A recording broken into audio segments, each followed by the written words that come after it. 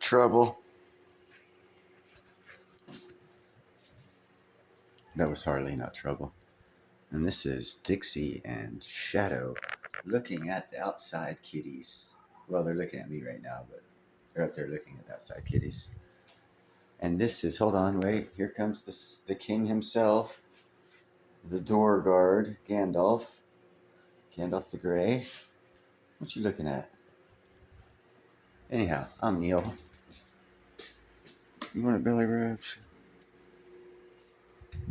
I'm Neil from Neil's on Dynasty.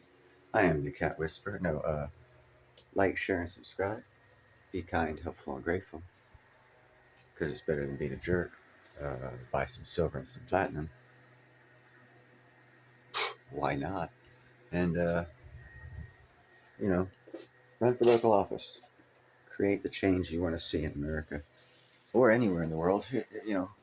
Some of my followers could be in, Nebraska or something. Like on the other side of the world. But anyhow, this is about, what is this about? This is about, well, in a roundabout way, it's about China. But it's about how the people or the countries in the South China Sea are dealing with China and the threat they consecutively pose. They're poking so many countries. There's no way in heck fire.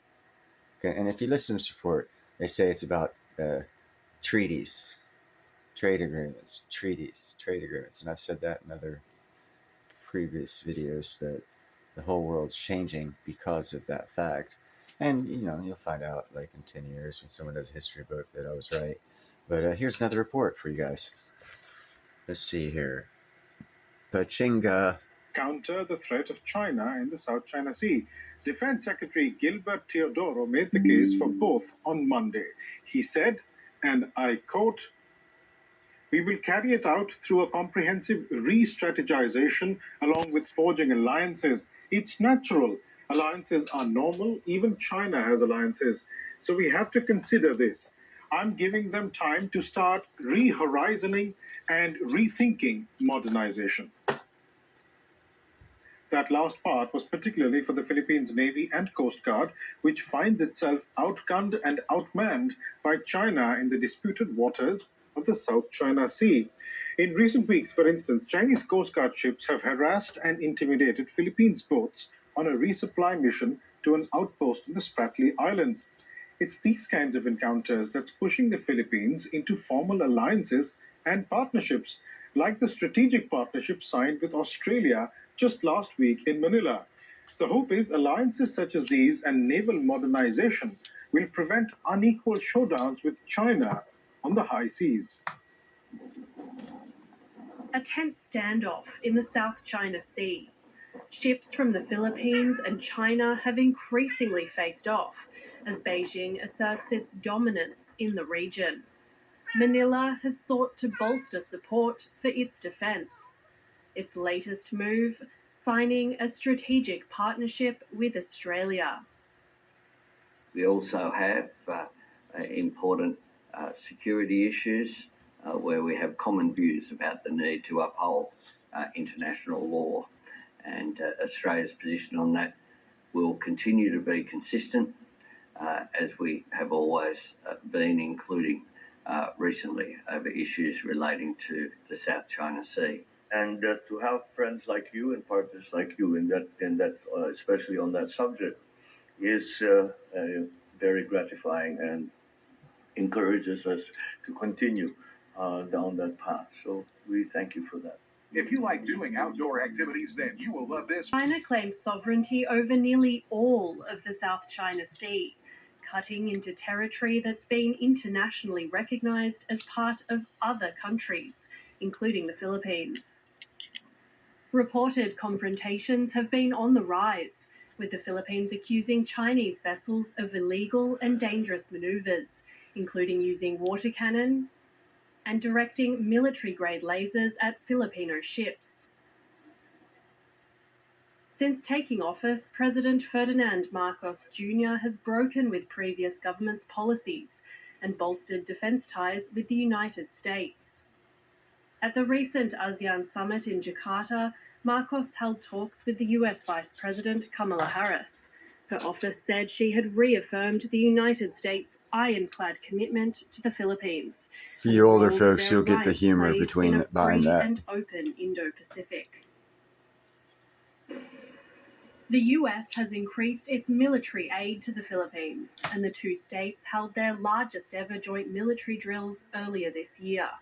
Exercises that included firing live rounds at sea for the first time. Beijing has warned Manila that strengthening ties with Washington risks dragging the Philippines further into geopolitical strife.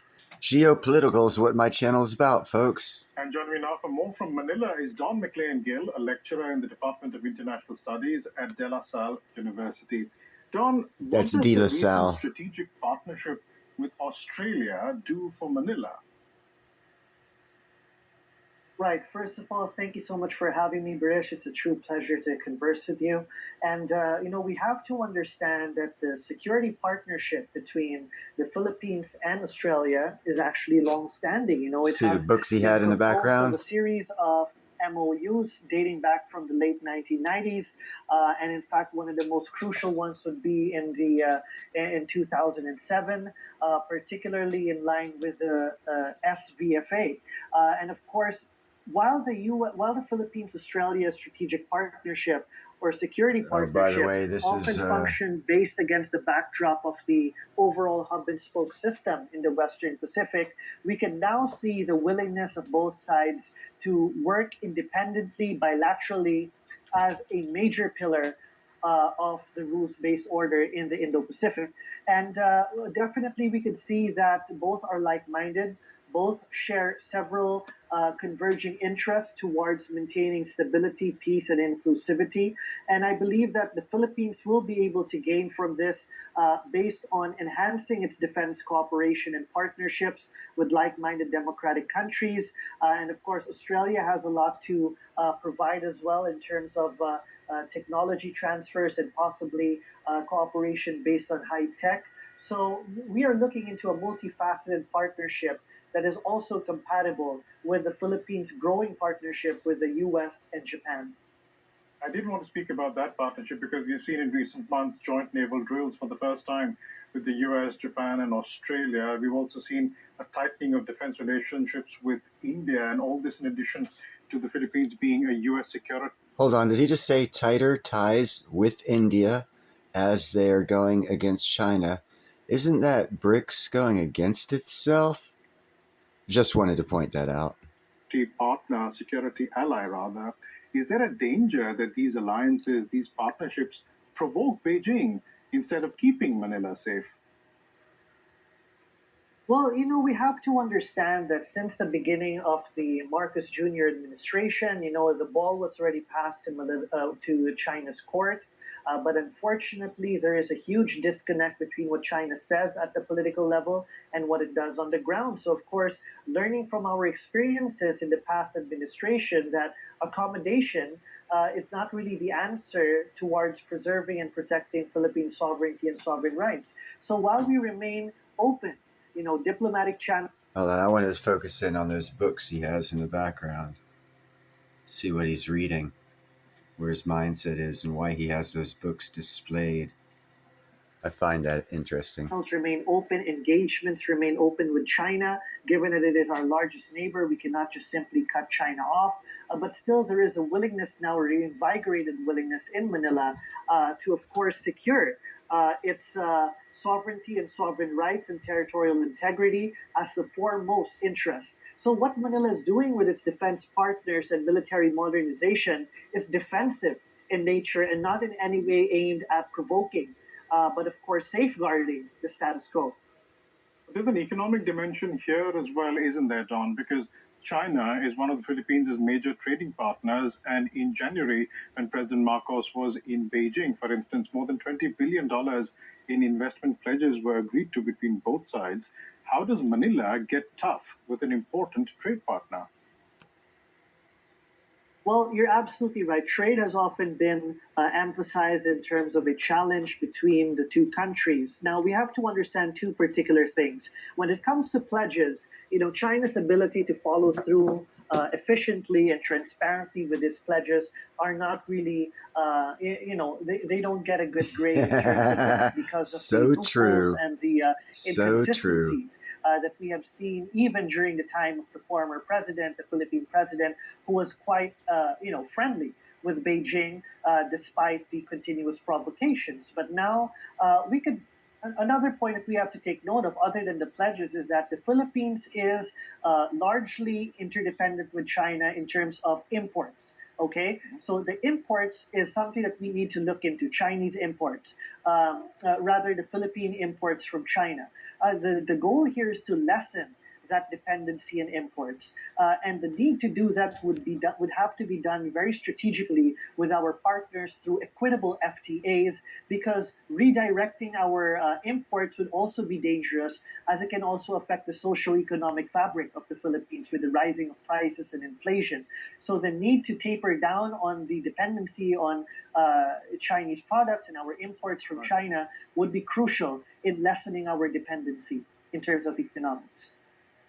We'll leave it there for the time being, but thanks so much for joining us today, Don McLean Gill.